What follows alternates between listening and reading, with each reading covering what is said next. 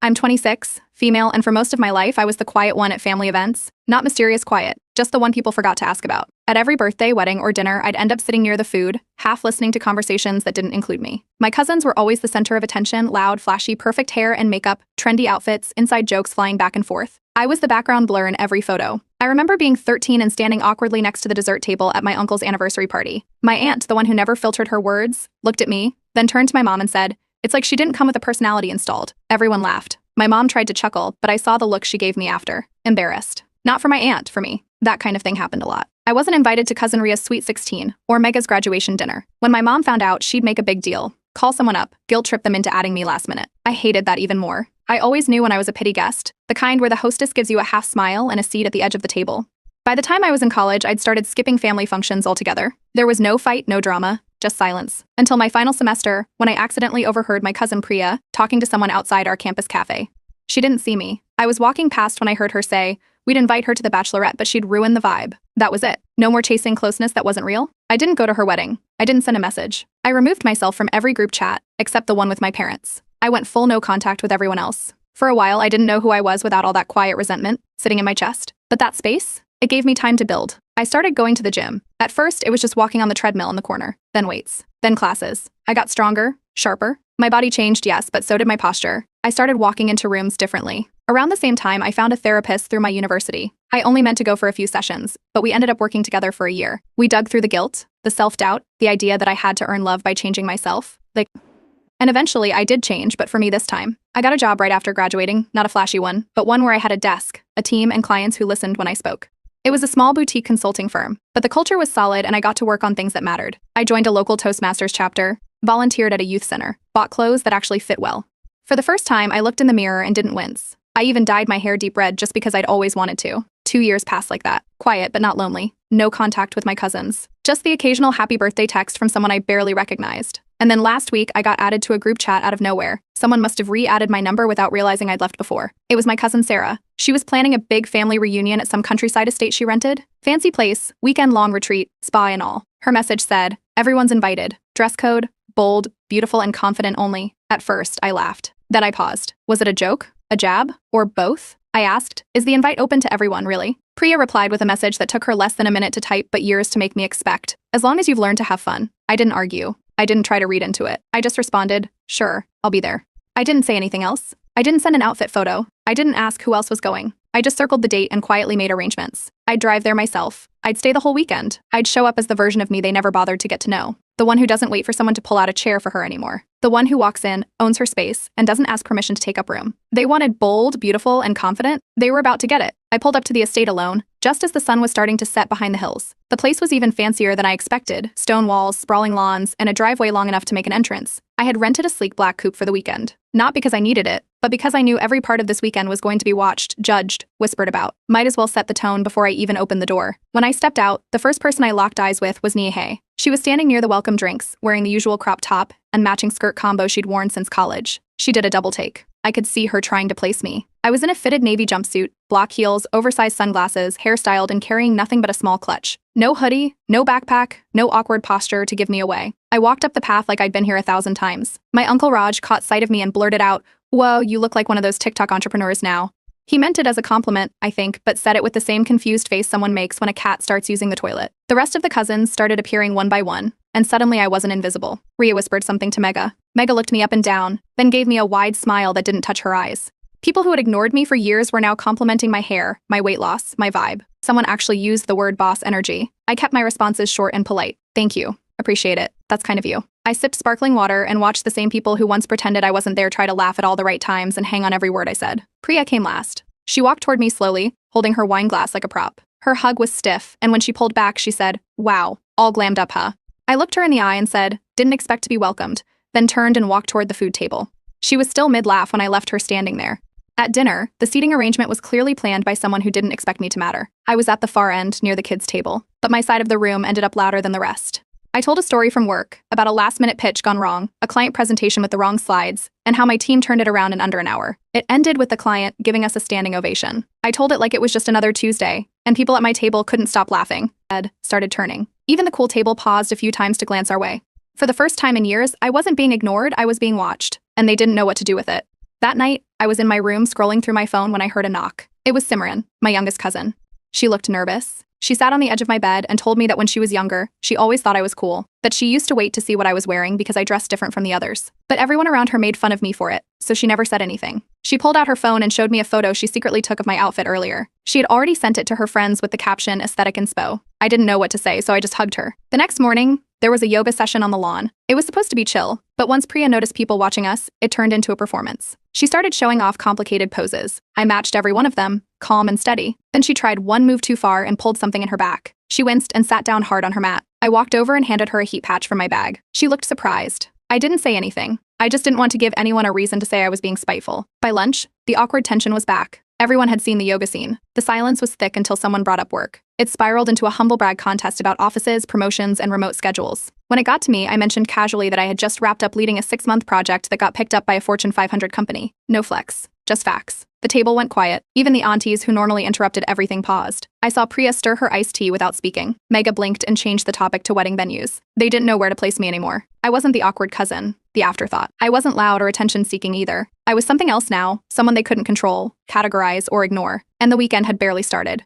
By the time the second day rolled around, the polite smiles had started slipping. What began as curious stares and awkward compliments was now turning into something else: tighter jaws, louder interruptions, forced laughter that didn't reach anyone's eyes. The morning started with brunch out on the terrace. Everyone was dressed in soft pastels and summer linen, clinking glasses over French toast and fruit bowls. I took a seat near the edge, away from the main crowd. Simran came over and sat next to me, and a few others followed. I was mid-sentence explaining a funny work story when Priya cut in from 3 seats down with a loud, "That's nice. But you know what's actually crazy, Bai?" She steamrolled the whole conversation. I stopped talking. The others shifted uncomfortably. One cousin looked at her, then looked at me, and just started eating quietly. A few minutes later, I felt something wet hit my side. I looked down and saw mimosa soaking into the corner of my bag. A cousin I hadn't spoken to all weekend stared at her glass and muttered, "Oh no," but made no move to help. Simran immediately grabbed napkins from another table and helped me dab it off, apologizing even though she hadn't done anything. The others just kept chatting like nothing happened. I excused myself and moved to a smaller table across the patio. 5 minutes later, 3 people followed me and casually sat down like it was their idea. I didn't say anything. I just noted it. So did Simran, who gave me a tiny smirk across the table. While replying to an email on my phone, I noticed someone behind me, one of Priya's friends, leaning just a little too close. When I tilted my screen away, she immediately looked off like she'd been staring at the plants. I locked my phone and put it away. Later that afternoon, I stepped outside to take a call and passed 2 cousins sitting on a swing bench. One of them muttered, "She's totally on a revenge tour. It just came to flex, disappear again after this weekend." I kept walking, but the final push came when I accidentally caught Priya talking on the phone near the driveway. She didn't see me standing on the other side of the hedge. Her voice was clear. She's pretending she belongs now, but give it a year. She'll fade again. That night, I had planned to host a casual game night. I put up a sign-up list in the group chat earlier that morning, brought a stack of card games and snacks, and sat up in the lounge after dinner. 5 minutes before we started, Priya walked in wearing a sparkly dress and announced a surprise performance, a dance number she just threw together with a few of the other girls. It split the group in half. Some drifted toward the living room where she was setting up speakers, but more stayed in the lounge with me. Not because I asked them to, they just chose to. The games ended up being a hit. 2 older aunts even joined in and stayed through 2 full rounds of who's most likely to. At one point, one of them laughed and said, "You've really changed." In a good way. Someone else added, "Whatever you're doing, it's working." Afterward, I got a message from a cousin I hadn't spoken to in years. All it said was, "I like this version of you. You're different, but it's a good different." The next morning, I went to put on my sandals and found they were gone from the entryway. I checked the hall, then the dining room, then outside the patio door. I found them 20 minutes later, hidden under a bush at the edge of the garden, soaking wet from the sprinklers. I didn't say anything. I wiped them off, left them in the sun, and wore my backup flats to breakfast. That morning, I was louder. Not in a forced way. I just stopped shrinking. I spoke freely, laughed harder, asked questions, shared jokes, and people responded. There wasn't a circle anymore. It had become a web, and I was in the middle of it without even trying. Later that afternoon, a few of the younger cousins came up to me and asked if I could give them advice about careers. They were finishing university or job hunting and said they didn't feel comfortable asking the others. We sat on the back porch and talked through everything: resumes, interview tips, how to answer behavioral questions. They took notes. One even asked to email me later for help prepping for a final round. That used to be Priya's thing. Every year, she'd host a mentor lunch for the younger girls. This time, no one mentioned it. No one brought it up. It just didn't happen. And now they were sitting with me instead. Not because I pushed for it. Not because I asked. Just because I showed up and didn't disappear. By dinner, people weren't just including me. They were gravitating toward me. And from across the table, Priya watched it happen, without saying a word. The morning started with that strange kind of quiet that's not really about noise. The air was fine, but the energy had shifted. People got quiet as I entered the kitchen. A few eyes lifted from their phones and went right back down. Simran was already seated, sipping tea, and gave me a small nod. That was the only real acknowledgement I got before I grabbed a plate and took a seat near the window. Throughout breakfast, I noticed it. Cousins glancing at their phones, then at me, then back to their plates with these little smirks like they were in on something. It wasn't just one or two, it was almost all of them. Someone scrolled a bit too slowly beside me, and I caught the edge of an old photo flash on the screen. After we cleared the dishes, Simran pulled me aside near the hallway and showed me her phone. It was a screenshot from a side group chat I wasn't part of. In the chat, someone had posted a photo of me from our high school yearbook. Glasses, frizzy hair, awkward smile, with the caption, "Glow-ups are cool, but the core stays the same, lol." Apparently Priya had sent it in the chat the night before, then added a few snide comments about how I was still trying too hard and dressing up like confidence was a costume. No one in the thread defended me. A couple laughed reacted. I didn't say anything to Simran. I just nodded. She stayed quiet too, but didn't leave my side for the rest of the morning. Next event was a group walk down to the small lake on the edge of the property. I switched into a new outfit, crisp white shirt tucked into wide-leg tan pants, gold hoops, light makeup, and walked down like nothing had happened. I greeted a few people casually, helped carry a drink tray, and laughed with one of the kids who was trying to balance a juice box on his head. The tension in the group was visible. Just me existing, unfazed, seemed to unnerve them more than anything I could have said. Midday, I peeled away from the group for a solo walk through the orchard behind the estate. That's where I ran into Uncle Ravi, one of the quieter, more reserved elders in our family. He was sorting some trivia cards under the gazebo and waved me over. Turns out he had volunteered to run the evening's trivia night but needed help organizing it. I offered to co-host. We worked on categories and scoring sheets for about an hour. While we wrote down answers, he looked at me and said, "You know, you're more put together than half the men I've worked with," then laughed like he couldn't believe he'd said it out loud. It wasn't meant as a big deal, but it was the first genuine praise I'd heard all weekend. That evening, trivia night started after dinner in the main lounge. I opened with a joke, walked everyone through the rules, and kicked off the first round. It ran smooth until Priya started jumping in with unrelated stories and random facts after each question, loudly, on purpose. I didn't react, just smiled, waited for her to finish, and said, "Okay, back to question 4, each time." I kept the room light and focused. A few people chuckled at how calmly I kept redirecting things, and I noticed more and more eyes turning away from Priya and toward me instead. During round 3, one of the cousins gave obviously fake answers on purpose, hoping to derail things. I played into it, exaggerated the response, and spun it into a joke that got the whole room laughing. It became part of the fun. Every time someone tried to poke holes, the energy only bounced back stronger. After the game ended, people lingered. A few started asking if I'd host something again the next night. That's when an aunt I had barely spoken to in years walked over and handed me her business card.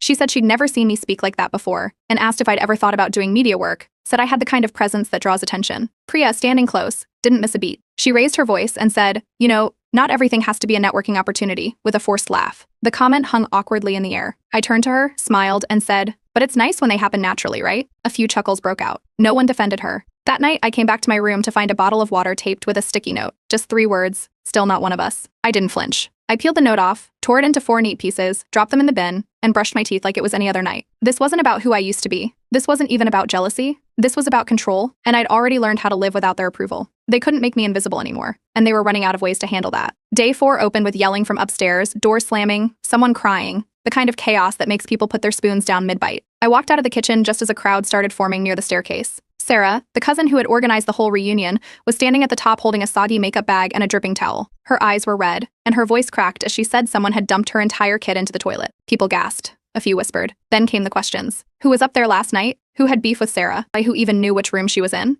That's when a cousin muttered something about how I wasn't invited to the room hangout the night before. Another chimed in about how I left early and didn't talk much after dinner.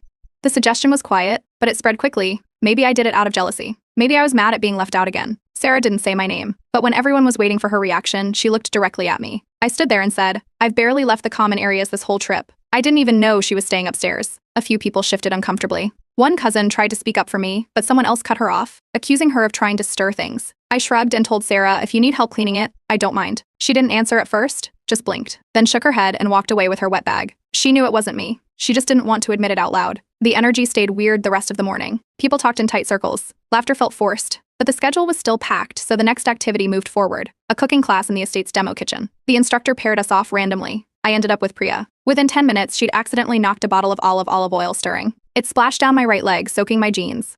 She apologized, too quickly, then moved on like nothing had happened. I excused myself, went to my room, changed into a black midi dress, and returned to the kitchen smiling like the oil incident never happened. I even joked with the instructor about needing a food hazard warning sign. The people at my table laughed. While we were plating our dishes, one of the quieter cousins leaned in and asked if I was okay. She said she overheard Priya whispering about how she was going to ruin that cool girl act before the trip ended. I thanked her without making a scene. Dinner that night was held in the garden under string lights. Long tables, soft music, everyone pretending the day hadn't been chaotic. Midway through the meal, Priya stood up holding a glass of wine. She raised it and toasted to the people who always stayed real, no matter how much others pretended to change. Some people laughed. A few glanced at me. I raised my own glass, met her gaze, and said, to the ones who had to change because being ignored wasn't an option anymore. The clinking stopped. The table went silent, then came a few slow claps. Arias.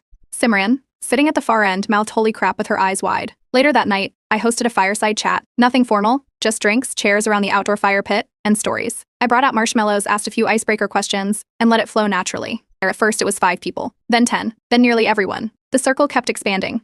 People who hadn't said a word to me in years were laughing at my stories, asking follow-ups, sharing their own. Someone said, "Can you organize the next one?"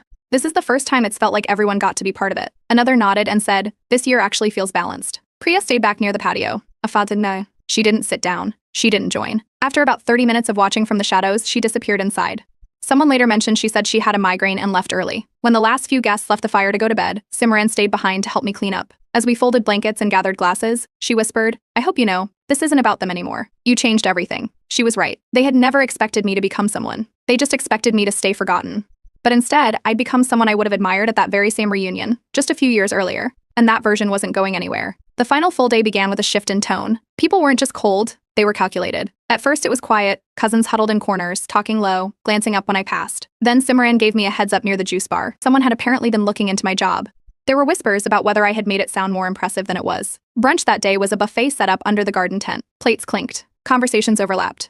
I sat at a table near the center with Simran and 2 younger cousins. That's when Priya casually slid into the seat across from me. Without even looking up from her croissant, she dropped the line, "You know, these days anyone can just call themselves a consultant. It's such a vague title." Someone else added, "Yeah, I always wondered what that actually means." I set down my fork. Then, calmly, I gave a clear breakdown of what I do: project management, brand alignment, corporate storytelling. I listed 2 major public campaigns I'd worked on, both of which were verifiable with a simple search. Then I pulled up my company's LinkedIn profile on my phone and passed it around. The page showed my name, title, and our executive team. Right there at the top was my boss, a former brand strategist for a luxury fashion house known worldwide. A few jaws actually dropped. One uncle leaned over, read the profile, and said, "Sheesh, that's more legit than half the resumes I get at my office." Another cousin quietly said, "Well damn," before taking a long sip of coffee. Priya didn't reply. She looked down, pretending to butter a second piece of toast she hadn't even touched. An hour later, Priya's younger brother found me near the BC court. He walked up, stuffed his hands in his hoodie, and said he was sorry for how Priya had treated me. Apparently they had argued the night before.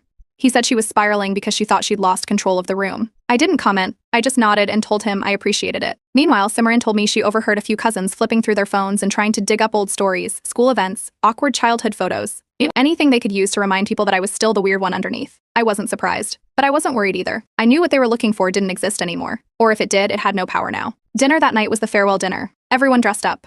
There were candles, long speeches, a slideshow someone had thrown together with photos from the weekend.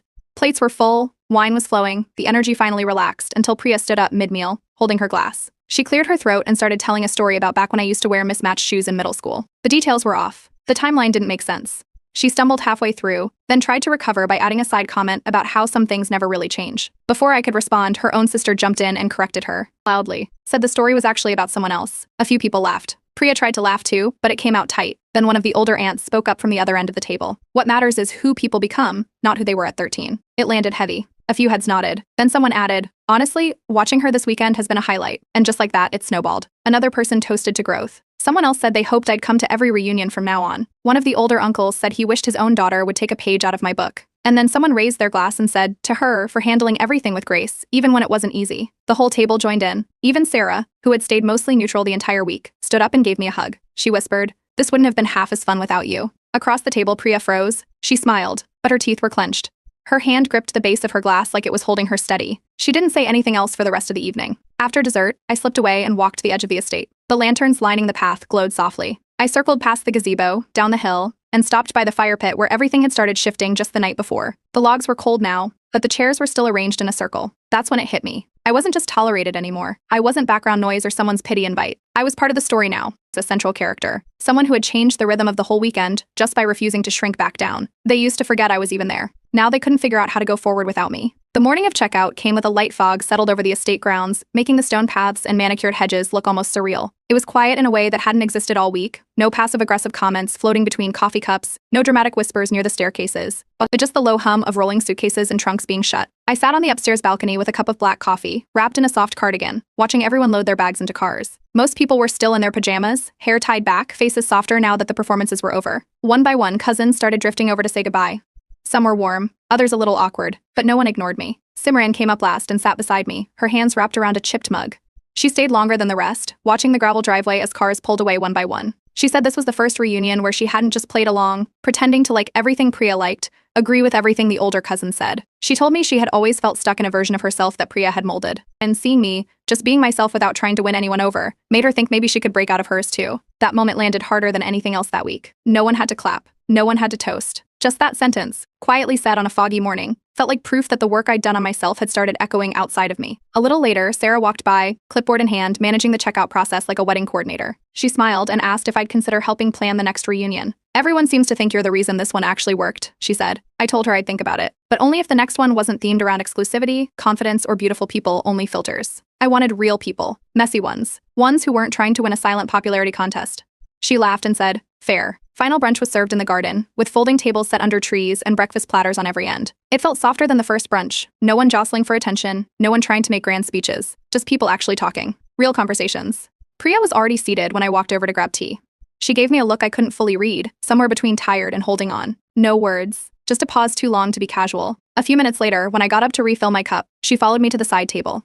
As I reached for the teapot, she stood beside me and asked, "Do you feel better now that you've won?" I didn't look at her. I poured my tea slowly and said, "It was never about winning. I just stopped playing a game I was never invited into. That part's on you." She stayed quiet, then nodded once. Fair, and walked away. She didn't try to spin it. Didn't follow up with a fake hug or a backhanded compliment.